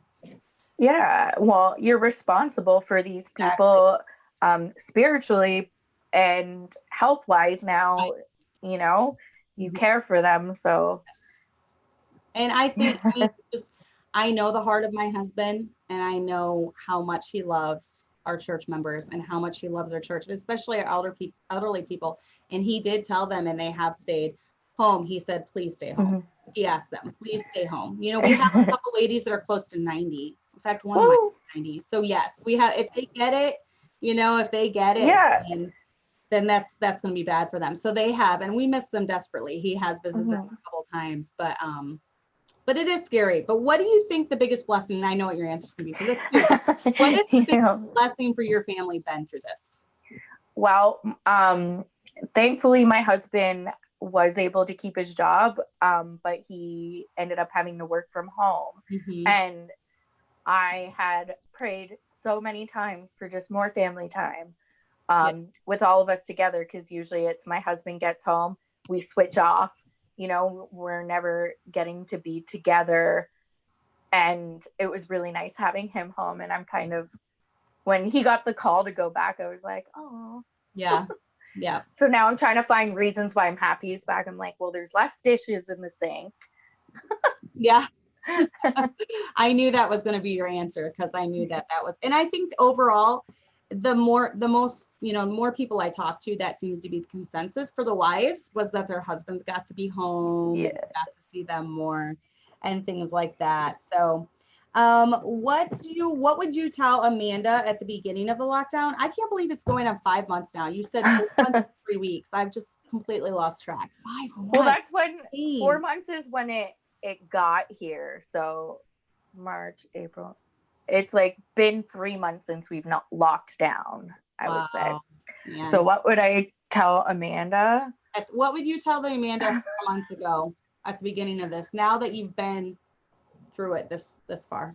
I don't know. I have no idea. Maybe just, I honestly don't know what I would tell Amanda. Buy more toilet paper, like your husband said. Yeah. See, I don't watch the news at all. So I didn't even know that it was starting. And then I was out grocery shopping and my husband's like, make sure you get toilet paper. I thought he was joking. And then I looked and the toilet paper was bare, but I was like, I already bought toilet paper. And then, we're down to our last pack, but I think they're being replenished around here. So now it's back in stock. I would also say buy more Lysol wipes. I've always used Lysol wipes. And when I finally saw one after like 2 months, I was like, okay, it said 1 per customer, but I bought 2 and I was like, well, this one's a separate order. So yes. Oh yeah. I know how that is. All right. Well, thank you for being on. We've got Heather here. Thanks for having me. Yay. Okay. And I'm sure I'll talk to you again soon. Well, but I'm sure we'll have you on this show again sometime. So I'm going to put you in the waiting room now. All right. We'll talk to you later. Okay. Bye. Bye. Hi, Heather. How are you? Hey, good. How are you doing? Good. Did you ever go to the church, or are you still at your house? I'm still at my house. That's what I thought. I'm like, that's the same curtain I saw. Yeah, it is. It is. Okay, so as many of you know, this is my friend Heather Major, and she is in Louisiana. So now we've had England, Ireland, Pennsylvania, Canada, and now we have Louisiana. So down south. Now Louisiana, I didn't keep too close of an eye. I was mainly focused on stupid Illinois. But you guys kind of had a strict lockdown too, didn't you? We did, yeah. They were pretty strict. I mean, obviously, like we weren't supposed to have church. We're like, whatever, and we had it. It got down to, I think, 10 people you're supposed to be able to have. That was it. Like you could have church, but you could only have, as well. Yeah, you could only have 10 people in the church, and we're like, Right. well, us and another family, that's 10 people right there.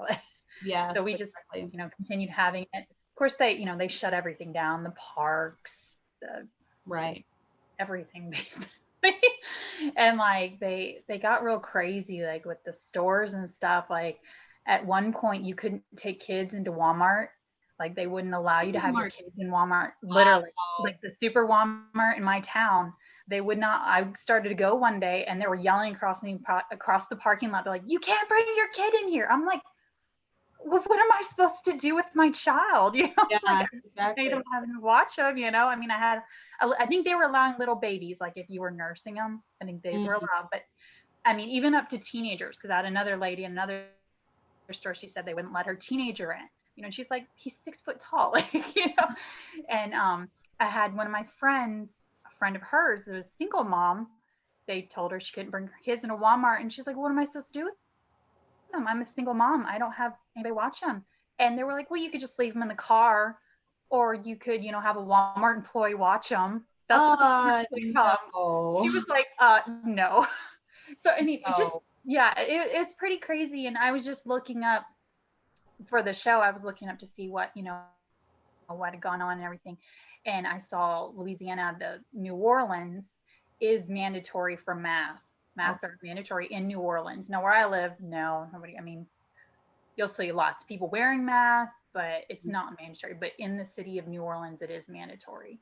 Okay. So. Yeah, Illinois is all mandatory now. And I believe into phase 4, I believe he wants masks to be mandatory until a vaccine is out, which we're not even going to get the vaccine when it's out. So I don't know. I haven't worn a mask once and I don't plan on it. So we'll see how that goes. But you guys, is your state doing like different like phases? Like, do you have in dining restaurants yet? Yes, we are. I just looking at it. We're in phase 2, which that was where you could actually sit down in the restaurants to dine. Okay. And my husband and I, we went out to eat with our family, and you were able to sit in the restaurant, but like when you drove up, you had to like wait in your car till you could get into the restaurant. And then like when you got in there, obviously like every other table or even several tables was separated, which is kind of nice. You have people right next to you, but I don't like the idea, just because, obviously less people to see, less jobs for people, obviously, but it's crazy. And then we're sitting there waiting in our car, and 2 women walk in with masks on. We're like, how are you going to eat? Like, what's the point? How are you going to eat? It was just crazy. I couldn't believe it. I was like, okay. Well, my kids, we're anti-mask family, whatever. So they think it's funny. They'll like see people running wearing a mask or riding a bike wearing a mask, and they're like, look at that person. Like, Lana, she's 6, and she's like, why is he wearing a mask on a bike? Outside wearing a mask. It's so funny that even the kids, they think it's so silly. Have you noticed with your kids, like, does it freak them out when they see people wearing masks? No, it hasn't scared them any. Now, when it first started happening and they could go to the store and they can't, and what's crazy about the Walmart thing is they can't go to the super Walmart. It's 10 minutes from my house, but the little Walmart, the neighborhood across from street from my house, kids are fine. So it was like, I didn't get the point. Like, but no, they're just like, why are people wearing masks? And I tell them, they're just scared of getting, a sickness that is going around. It's a real sickness. It's going around. And they're like, and so now they're like, why is everybody so scared? They don't get it. They're just like, why are you scared about this? Because we're just like, whatever, we're not worried about it. So they pick up from us that we're not worried. I have noticed that. I definitely the kids do. At the beginning of this, Allie, my worrier, she was like, are we gonna get it? Are we gonna die? And I'm just like, Allie, I said, if we get it, we're pretty healthy. I think we have a chance of beating this. And, you know, sickness is part of life. You have to kind of explain that to them. Sickness is part of life. And eventually we're going to all be exposed one way or the other. So, you know, that kind of calmed her down. But now she's just like, psh, whatever. Maybe because it's been so long. And, you know, I don't know. Have you personally ran into anyone that's had it? Do you personally know anyone that has it? No. Wow. That's kind of been the consensus between everyone I've interviewed tonight. Yeah, and we had a family in our church that was sick. So, you know, of course when they had to go to, they went and got tested and they came back. They did. Fine. Yeah, and that was when I was all happy. You know what? They just stayed away from church while they were sick, and then they came back, and no one else in the church got sick. So it's just nice, yeah. But yeah, the mask thing drives me nuts. I walk around with a big smile because no one, you know, everybody's looking at you kind of like, I wish I could be not wearing a mask, and I just smile at people. Like and they wave at my baby. I usually just take the baby with me because it's easier, and they wave. But I mean, the craziest is, you know, going 90 on the interstate by yourself in your car wearing a mask. I still haven't gotten over that. I can still picture the guy. I'm like, dude. Yes. And like in the middle, it's not even in the middle of the city. It was the middle of nowhere. And I've seen people walking their dog, like when I'll go out walking with the kids and they'll like go on the other side of the street. You know, they're coming on towards me on the sidewalk, they go to the other side of the street. And I'm just like, I'm not moving. Like you want to move, go right ahead. I'm not moving. I have seen that before as well. It's pretty funny. Like I'll be in the store and the people wearing the mask are coming towards me and they'll be like, you know, they edge away. Yes, like edging their way as they walk by me. I'm like, I'm not a leper. I know. It's so funny. And then my husband, he was in Walmart. You know how they have that thing playing over and over, you know, wear your mask. Social distancing, all that. And then he, at the very end, it was like, and remember, a smile goes a long way. And we're like, no one can see your smile. You're wearing a mask. Exactly. No one can see so crazy. I know that whole playing thing on a loop. That's what just put I did a post kind of at the beginning about how I feel like I'm in a dystopian time era. And that's why I felt that way, because it was literally on a loop in the parking lot. When you go into the store, it's like social distance, there's signs everywhere. And I was thinking about this the other day when I was driving. Like it used to bother me so badly when I would go grocery shopping. I would almost be in tears, like when I was done, because I hated it. It bothered me. And, you know, they talk about this being the new normal, which I said I would never accept this as the new normal. But I found that as time has gone on, it doesn't bother me as much anymore. And that kind of bothers me because I'm like, maybe I am accepting the new normal and I don't want to accept the new normal, you know, but I'm getting used to being the only one not wearing a mask. I'm getting used to the signs. I don't know if I'm getting used to it or I've just become resigned to it. Like there's nothing I can do short of pulling them all down myself. So it is what it is. And you just kind of got to go with it. And I think I came to that mindset. I'm going to ask you how you coped best with it. But I think I came to that mindset because it was either get to that place or let it affect me, you know, emotionally. And I didn't want that spirit about me all the time. So, you know, what is the thing that you have found to cope through this? I think the best thing for me was we still had church. Yeah. Honestly, yeah. I don't know how these other people did it without their churches, because, you know, being a stay-at-home mom, you're home.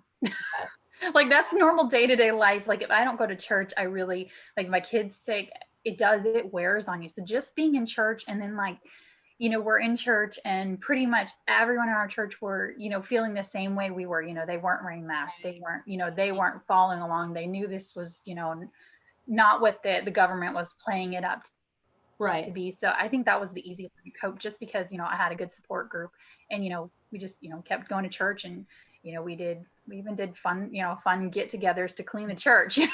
So, you know, we did like a cookout to clean the church. So we were all there, you know, breaking the rules again. Yeah, I do think that is one of the things that helped keep me sane. There's just something about fellowship with like-minded people. You're not going to get that through a Zoom meeting. You're not going to get that through a computer screen. And, you know, church is more than preaching. It's the fellowship. And, you know, and I understand that there were pastors who had to make those tough decisions, and good for their church members for sticking with them and just supporting their pastor and following their pastor's leading. but at the same time, you know, it made me appreciate church more. I don't know if it did with you, but you know, it made me appreciate, because we did have a horrible governor. We do have a horrible governor.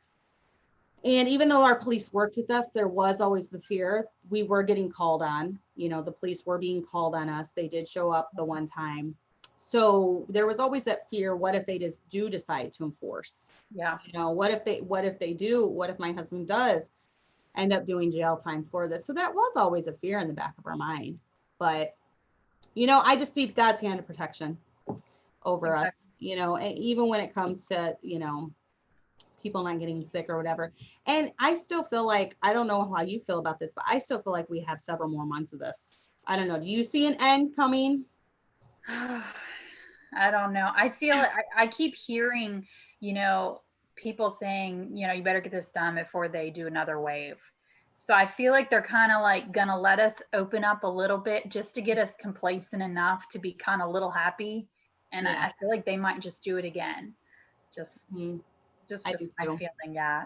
That's my gut feeling. I feel like, well, and like I said before, I have family in the military, and they've already been told by the higher ups this is lasting all year.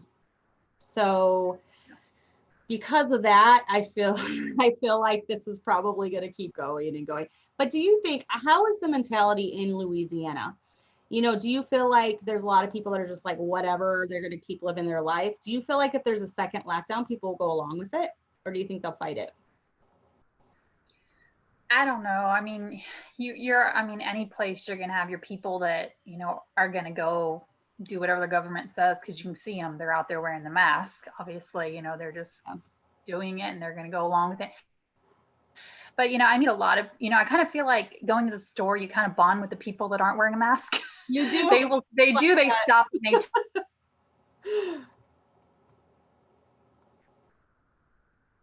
Oh, she froze up. Let's wait. She froze up. But now I saw this meme while she's frozen up. I saw this meme. It's like from the Hunger Games where Katniss is, I made it actually. It was a meme of me in a grocery store without my mask when you see someone else who's not wearing a mask. And it's, you know, her doing the sign or whatever she does on the movie. So I definitely know the feeling. Oh, Heather's going to love this, that it's frozen on her face like that. Hopefully we can get her back on. I don't know if she's going to be back on. Miss Dana, if you're watching, nope, there she goes. Miss Dana, if you're watching, go ahead and log back on, and then we'll get her for some final words if she's able to log back on here. She must have lost internet connection. So, but I hope you're enjoying the guests. We only have one left, and that's Mrs. Dana Fritz, who is also down south, but Tennessee area. So we'll get her on here in just a second.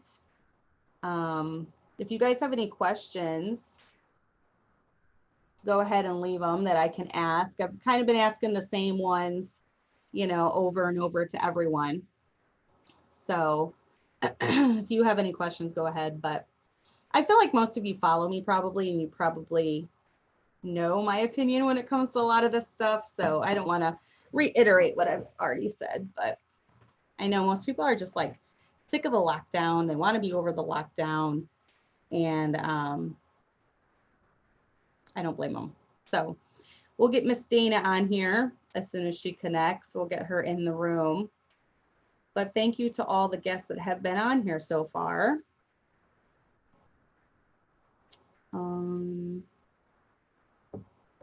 Sean said, I recently got a job disinfecting high security location from COVID. I was told our contract is at least till next March. Wow. And I have been told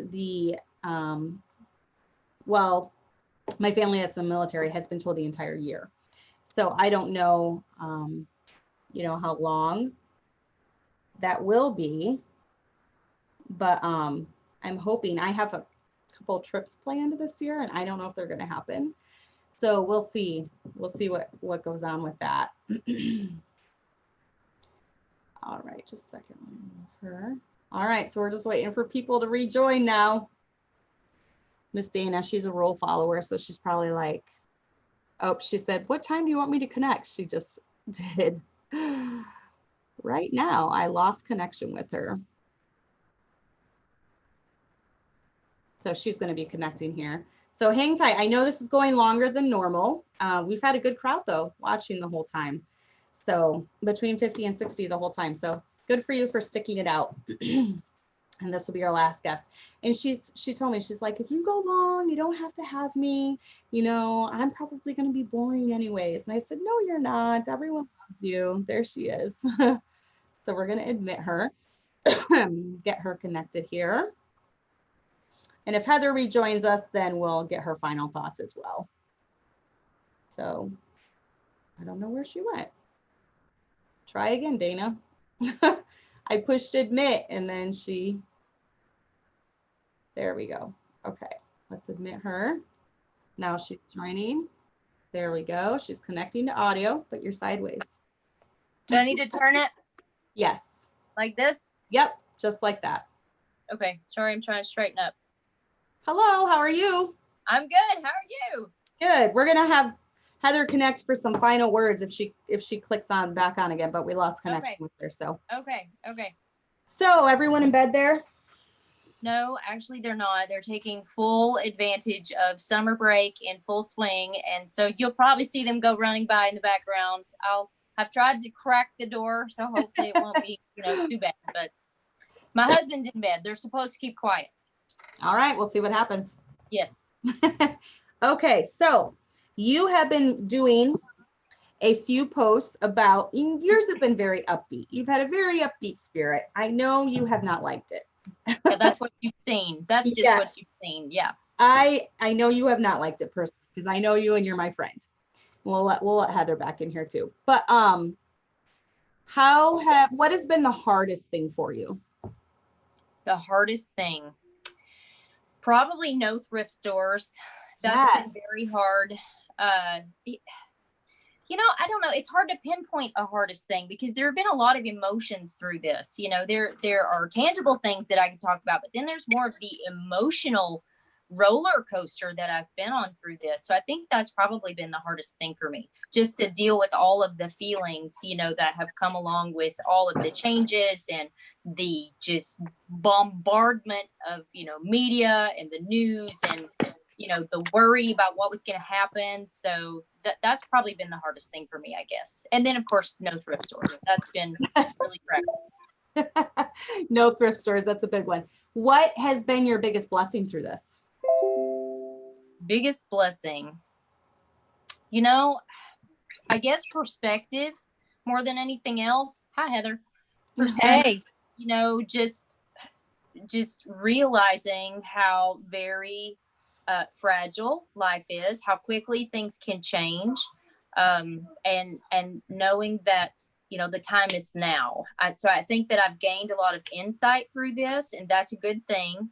I tend to be vain a lot and focus on things that don't really matter, and things that just are time wasters, and consume my life. And so I think through this I've sort of realized that I really need to get in the game.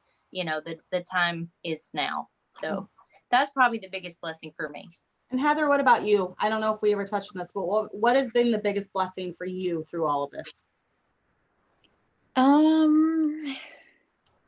She's like, let me think of something. I was able to get my daughter potty trained because I was home. There you go. And for me, that is a very big blessing because I don't do well on that category. There's Ollie. Is that Ollie behind you? Oh, Levi, sorry. It's gonna be I think it's hilarious. I love your boys. So yeah, potty training is a plus, most definitely. So let me ask you this final question, Heather. I know we got cut off. You froze up. So before you go, what would you tell the Heather at the beginning of this? Now that you've been through 4 months of this, what would you tell her? Oh my, I don't even know. Amanda said. Yeah, don't worry about it because it was all scam from the beginning. Because that was our initial thing. You didn't know, And Yeah. when you don't know, you tend to worry more about stuff when something is the unknown. You worry the unknown. Now that we know, and it's Okay, just go like, in there. I can't help you're you. worried at That's all. fine. Yeah. Right. Exactly. No, definitely. But Mhm. I'm gonna let you go. I'm gonna let you go, Heather. I just wanted you to get those Thank final you. things from you. So thank you for coming on. I'm gonna finish talking up with Miss Dana here. So I'm Bye, sure Heather. I'll be around. So Bye, Dana. bye. All right, put you there. All right. So someone asked, how do you do your bun? Was it Amanda? Was it No, Amanda? I think it was, let's see, where did it go? No, Amanda's in the chat though. That's so funny.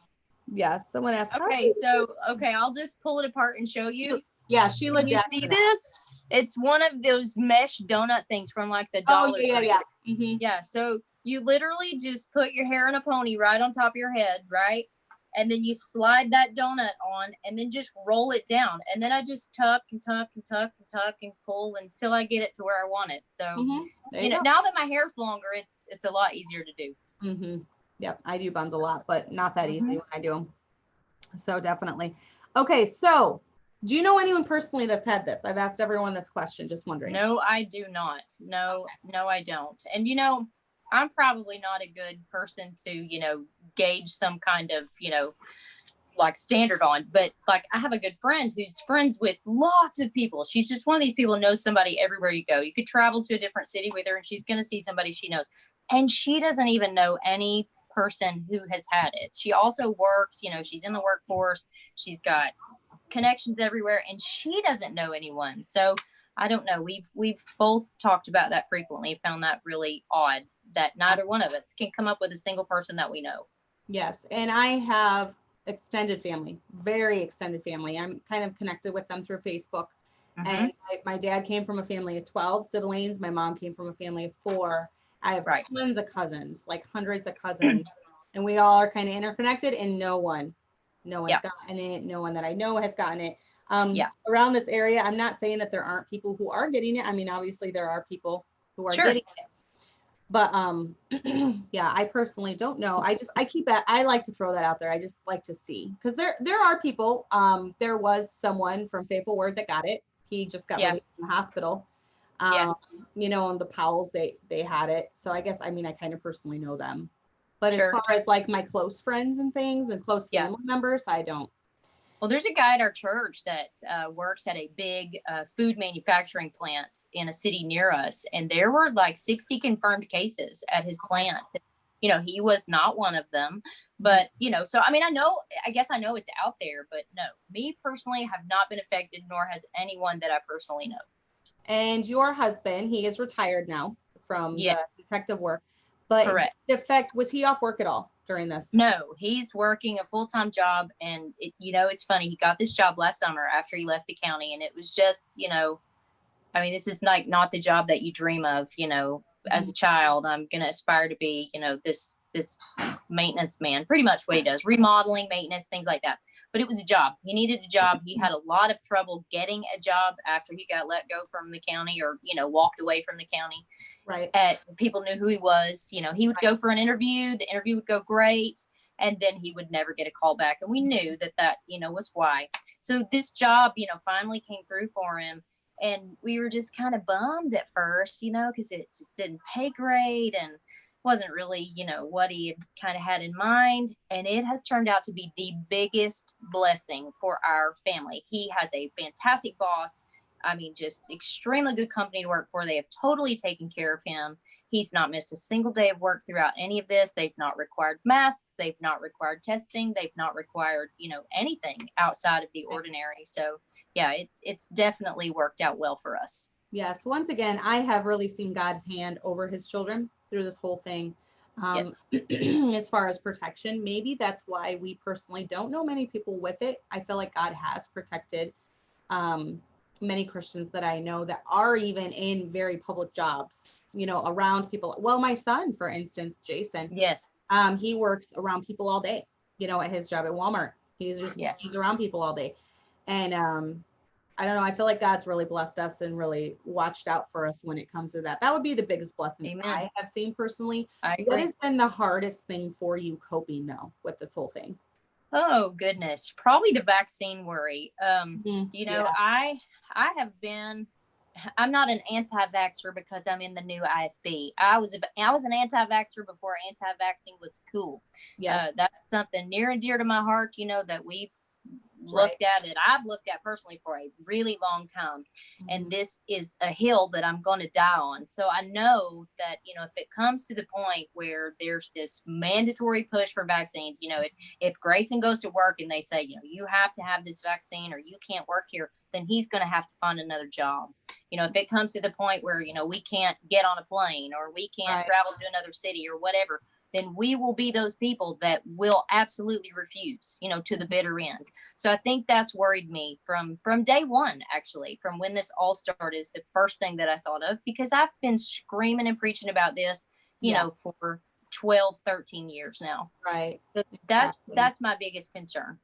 And I know that God will protect us. And I knew this was coming. You know, we've all known it was coming, but it's kind of scary to have to face it all of a sudden. Yep. And I feel like it happened quicker. I don't know. I guess I thought it was going to be like the slow process. Yes. Kind of just like one step at a time, one legislation passed at a time. My husband has always said it only takes one event. It'll be one event. He thought it would be a terrorist attack. He thought it would be a bomb, something like that, war. Yep. He was really shocked it was a virus. Yeah. It took me by surprise too that it's a virus that did it. But I can definitely see the wheels in motion, you know, and I believe mandatory vaccinations is the next step right before the mark. Absolutely. My kids 100%. Make fun of me, you know, they're like, anytime that I'm like fighting imposed legislation about it, they're like, Mom, you think everything's just a step towards the mark. And I'm like, well, it is. Yeah, I'm with you. I'm there with you. I agree 100%. Yes. And I really believe now that I see it, I'm like, it's so clear. This is what they needed to make vaccinations mandatory. Come up, you know, this virus, whether it's man-made or natural, there's a virus.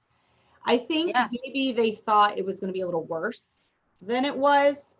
Probably. You know, but they had to have thought that. I can't imagine that, you know, I don't know. It's probably deflated their balloon there, because it has not been so widespread and scary, you know, like they said. But a good thing from that is a lot of people, like including like people like my mom, you know, my little mom, she's just a complete ostrich, head in the sand, just doesn't want to hear anything, you know, controversial or, you know, conspiracy theories. She didn't want to think about that. Right. And she has actually gotten to the point where she's like, I am not getting that vaccine. I will not get that vaccine. Yes. So that's a good thing, you know, that this has been so crazy, all of it, that it's causing even people like my mom to really look around and think, okay, this is not adding up.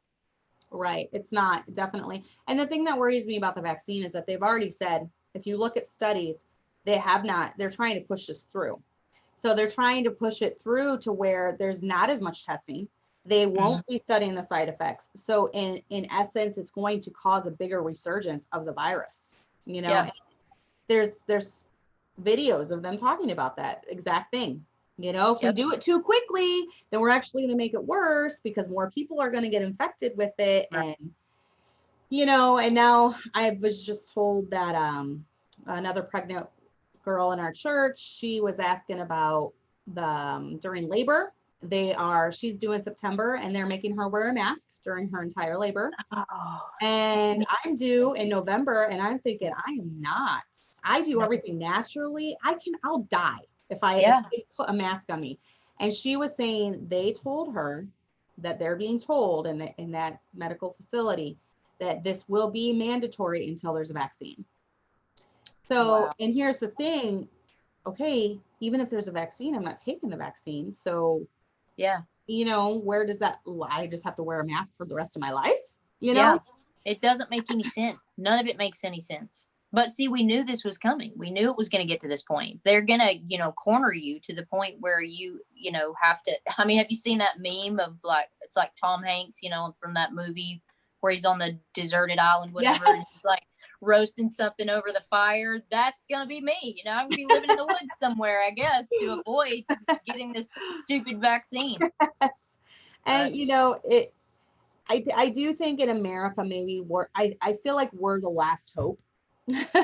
We're the ones that are the last stand against this, because there are so many people in America that are against vaccinations, and especially mandatory vaccinations, because we're all about our freedoms. Yes. And the right to choose and the Constitution, you know, the majority of Americans are that way. And even just talking to the different women from the other parts of the world, where they're saying just everyone in their state and their province and their country is just whatever, just going along with it. Yeah. It seems like Americans are the only ones standing up against anything. Yeah. What I've seen. Well, I remember reading early on that they were, you know, a lot of people were like, oh, well, this is going to, you know, squash the anti-vax movement. You know, this is going to make sure that people definitely line up for this vaccine. And I think it's had the opposite effect. It has. Because all of the vaccine groups that I'm in online, you know, social media and things like that, they have grown by leaps and bounds. Yep. Homeschool groups growing by leaps and bounds. People yanking their kids out of school, not wanting to deal with this anymore, seeing what's coming, you know, for public school in the fall. It looks like a total train wreck. So I really think that this is going to be, you know, maybe the best possible thing that could have happened for the freedom movement in America, you know, Yes, I for do people too. to finally just put their feet down and say, no, you know, we're not going to have it. We're not doing it. And I truly believe too that this is going to be good for churches, Baptist churches, IFB churches in America, because maybe before, where we did kind of take our freedom for granted, well, we live in America, we're protected by the Constitution. Well, we've seen through this whole thing how constitutional rights have been trampled. That's exactly so right. I believe that maybe it's put a little more fighting spirit in a lot of Americans, a lot of Baptist Americans. I know the IFB around me, it has. Illinois has we've seen kind of an awakening among the IFB churches in Illinois, where they're saying this will never happen again. We'll take a stand against them if they ever try doing this again, which they were just very, you know, kind of just asleep to it all before. Whereas now they're kind of waking up. So I think overall it's going to be good, because churches thrive under persecution. You know, This is true. Christians thrive under persecution. This is true. I mean, what is your best advice for coping during situations like this? Now that you've been through a few months of it, what would be your advice for other don't get online at all. Don't read any of it. I mean, there came a point, like, I don't know, I guess halfway through, where Grayson was like, you're done. I'm taking your phone. I'm putting your phone away. My husband. Oh my I'm not going to look at it anymore. You're going to a flip phone, you know, just don't even open your phone. But yeah, don't look at the media. Don't get submerged in it. You know, I think that looking back, I probably should have really eased in, I guess. I think I heard, maybe it was the nurse that you had on said that all she watched was like Framing the World. Maybe I should have stuck with that. But that's a good coping mechanism. Another thing that we did, you know, when everything was so tightly locked down, you couldn't go anywhere, you couldn't, you know, go eat, couldn't go shopping, couldn't do anything, is Grayson would get home from work and we would just go drive around. You know, we just drive up, you know, we live in the country. And so, you know, it was springtime, everything's blooming, you know, the creeks are full, the lakes are full. And so we would just drive and talk and, you know, rehash the day. And that's not really a typical thing for us, usually because there's so much going on. And so it was kind of nice for us just to chill for a bit. Yeah, when it came to, I have not said much about the riots or anything going on right now on my own personal Facebook page, because it came to a point with me, I'm like, I'm done. It's reached the point where I have no control over this, what's going on. Well, it's getting stupid now. It is. I mean, it's just getting stupid. You know, you look at the news and you're like, how is this even happening? How are people buying into any of this at all? It's just ridiculous. So yeah, it's almost painful to look at it. And I think about the time I kind of started just being like, this is so stupid, is about the time the murder hornets came out. Oh, yeah.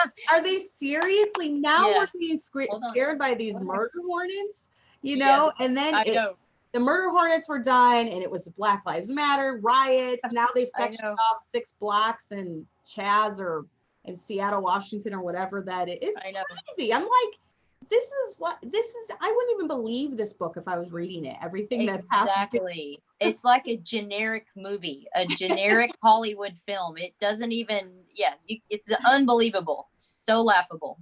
I agree.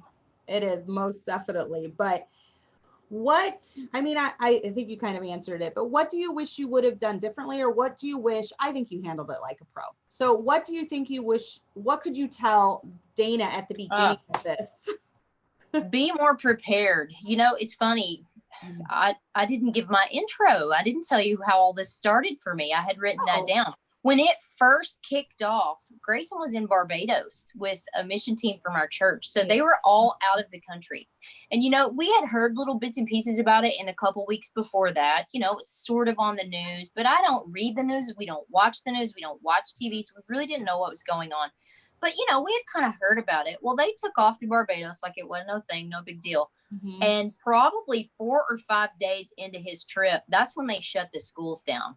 And that was a rough week for me because he was in another, you know, place. Like I could barely talk to him. You know, we didn't have a whole lot of connection during the day or anything. The internet signal was bad. You know, he had this crap phone.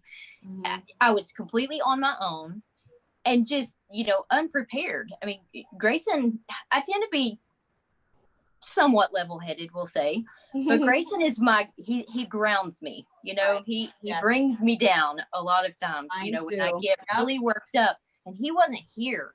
And so I'm like, you know, trying to be real positive because he's on this mission trip and he's telling me all about all the soul winning they're doing. They're having such a good time. They're eating all this great food. And I'm like near panic attack here thinking, oh my stars, the world is ending. What is going on? You know, what do I do?